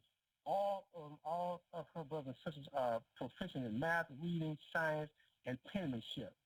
And this is in the 50s and 60s. And they didn't have nowhere near of the funding in terms of education, how they fund education today. How was that? How were they able to become proficient in all aspects of math, reading, arithmetic, and penmanship? Perfect penmanship. A lot of it has to do with parents. I was going to say, as an educator myself, I can say that most of the real education happens at home. As hard as a teacher might try, if you got students coming into the classroom who haven't been disciplined by their parents on how to behave in school, then you're just going to be sitting there doing crowd control for the next few hours and paying lip service to a lesson plan that's never really going to be effective. Back in those days, we were striving to crack those vices that was trying to keep us from moving forward. And African Americans was pushing towards that for civil rights and economic rights and the whole shot. Something happened whereas now we are discombobulated. We don't trust each other. We don't want to work with one another. I'm not saying all of us, but as a community out there, it's like that. And so what do we do from a collective standpoint to come together so we can lift each other up and move forward and bring a brighter future to African Americans? And then lastly, I'm appalled. So many years over there on Euclid and 12th Street, it was abandoned. Okay? It was degradation, poverty, and everything. I'm over there now. Somebody's buying up all those 2-family flats. They reconfiguring, they rehabbing everything over there, and it don't look like me. So what is the problem? Black African Americans, why haven't we put our resources together and bought up them properties and reconfigured that city? And lastly, when it was an African American mayor, where was that white infrastructure to bring the money like they're bringing money now to work with the African American leadership to try to make it better for all of us? That's the question. It's always been a problem with wealth inequality right here. Can I get a question with Keith? You were talking about earlier about the sports players. Now, for something like that to work, which it could, you got someone like a Warren Buffett and a LeBron James. They have a pretty good relationship, and Warren Buffett is pretty respected throughout the industry. Now, if the NBA and the NFL Association came together with a person like Buffett and James, these guys, say, hey, let's put together a economic urban development revitalization fund. It can happen from the top down. But see, you look at it. I told you about Steve Smith. He sends the $10 million to Michigan State. They don't need the $10 million. The hood needs the $10 million. That's right, bro. But his emphasis on putting his mother's name on the building instead of putting his name on the neighborhood. Yeah.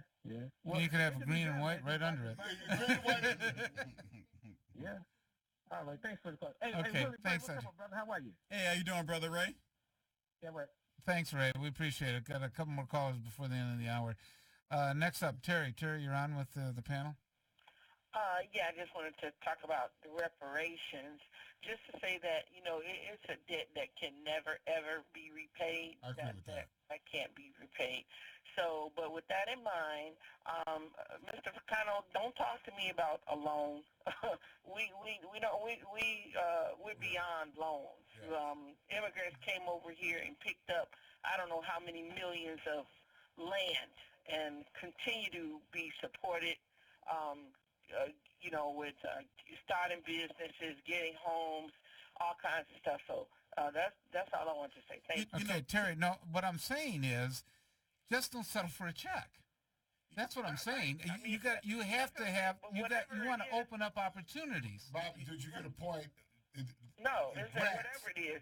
We need grants, If it's a check, if it's businesses. As long as you got to pay back. Yeah. Why we paying back for what they did to us?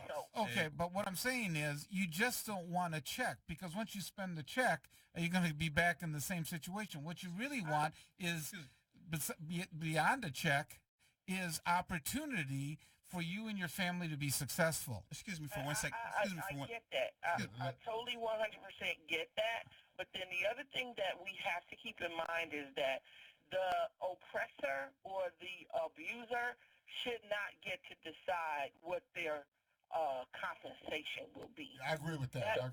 That's fine. You'd make your own decision. Has to decide that. Yeah, Miss, I just want to just take the time to just say, I want to thank Bob for allowing us to have a discussion right here on the show. But another thing is we was all just brainstorming, just throwing different ideas out there. One of the ideas I brought up there, I'm talking about, I'm paying a fortune in student loans.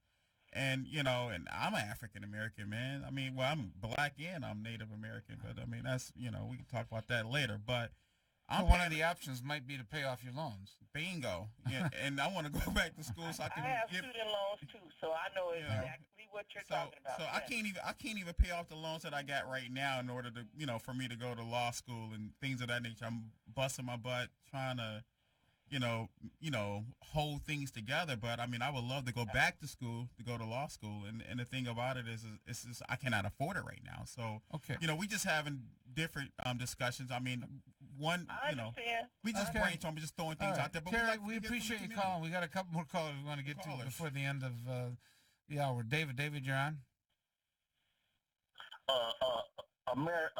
America doesn't owe black people reparations for slavery. Slavery was a legalized institution. Those slave You must be on something this morning. Keith.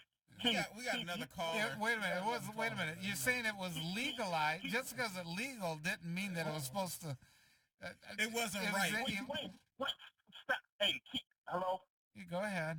Wait a minute. It's before the slaves, for the African slave trade, you know who were the slaves? The Slavs, where the word originated from. Were they ever compensated? No. Were the Egyptians, the slaves in Egypt, and throughout the rest of the world, were they compensated? No. It's a part of human life. All right. We appreciate calling. Thank you for calling. Sharon, you're on. Yes. I'm a senior citizen. I got good medical. I need me a check. I can go to the casino and have me a ball. And have a little extra splurge around or whatever I want to do. Okay. A trip or whatever. So you're voting for the check then. Got that right.